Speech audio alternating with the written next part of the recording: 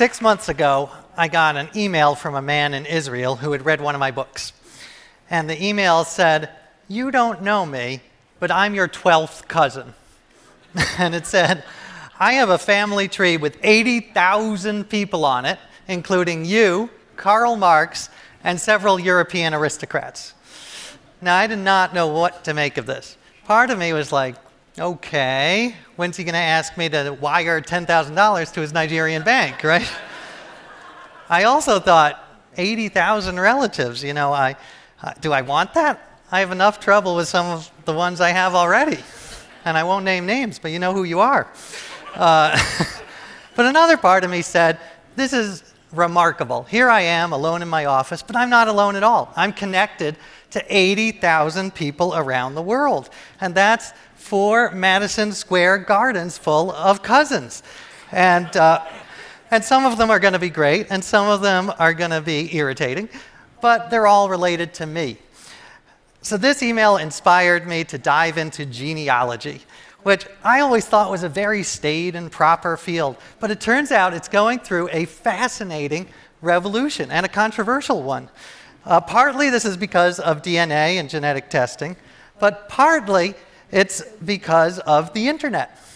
There are sites that now take the Wikipedia approach to family trees, collaboration and crowdsourcing. And what you do is you load your family tree on, and then these sites search to see if the AJJacobs in your tree is the same as the AJJacobs in another tree. And if it is, then you can combine. And then you combine and combine and combine until you get these massive, mega family trees with thousands of people on them, or even millions.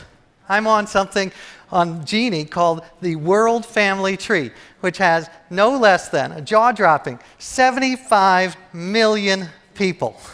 So that's 75 million people connected by blood or marriage, sometimes both. It's in all 7 continents, including Antarctica. I'm on it. Many of you are on it, whether you know it or not. And you can see the links. Here's my cousin, Gwyneth Paltrow, who she has no idea I exist, but we are officially cousins. We have just 17 links between us. And there's my cousin, Barack Obama. And he is my aunt's 5th great aunt's husband's father's wife's 7th great nephew.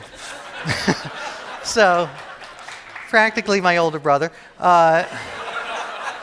And my cousin, of course, the actor Kevin Bacon, who is my first cousin, twice removed, wife's niece's husband's first cousin, once removed, niece's husband.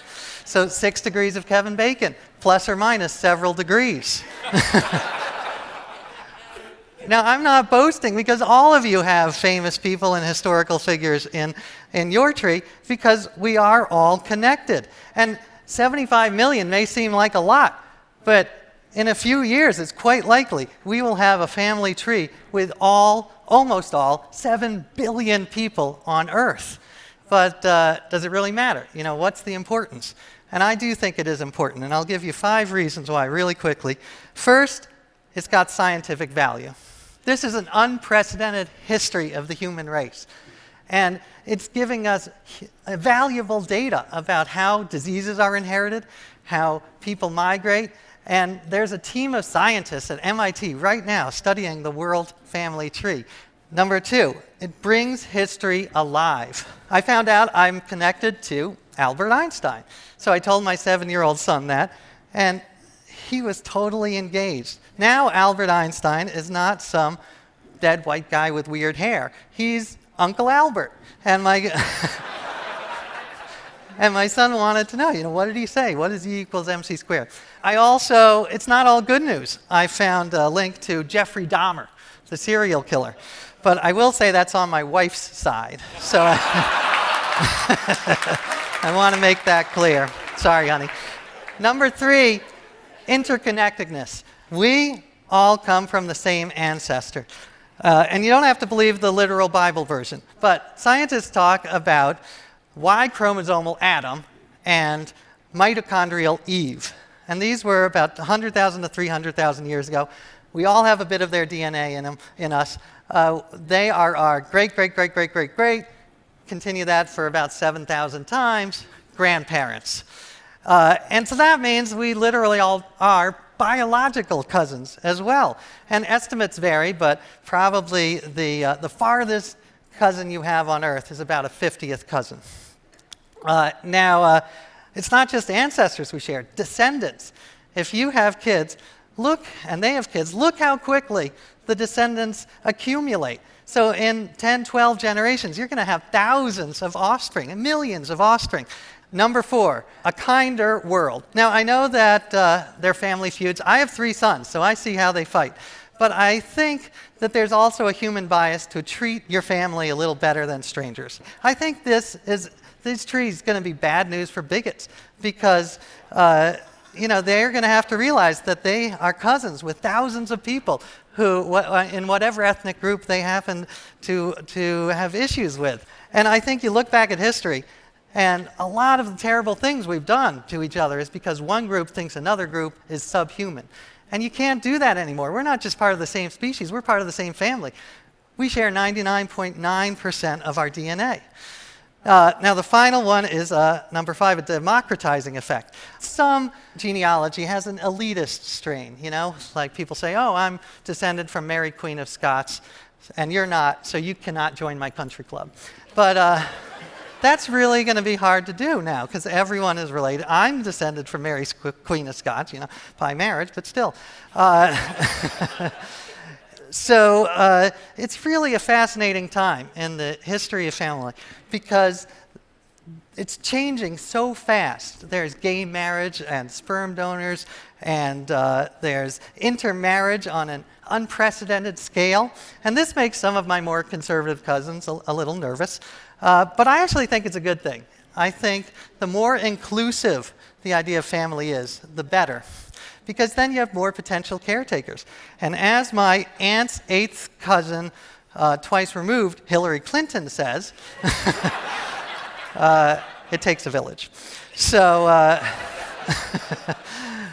so I have all these hundreds and thousands, millions of new cousins. I thought, what can I do with this information? And that's when I decided, why not throw a party? So that's what I'm doing. And you're all invited. Next summer, I will be hosting what I hope is the biggest and best family reunion in history. Thank you. I want you there. It's going to be at the New York Hall of Science, which is a great venue, but it's also on the site of the former World's Fair, which is, I think, very appropriate because I see this as a family reunion meets a World's Fair. There's going to be exhibits and food, music. Paul McCartney is 11 steps away, so I'm hoping he brings his guitar. He hasn't RSVP'd yet, but fingers crossed. There was going to be a day of speakers, of fascinating cousins. It's early, but I've got some lined up. Cass Sunstein, my cousin, who is perhaps the most brilliant legal scholar, will be talking. He was a former member of the Obama administration. And on the other side of the political spectrum, George H.W. Bush, the number 41, the father, he has agreed to participate. And Nick Kroll, the comedian, and Dr. Oz, and many more to come.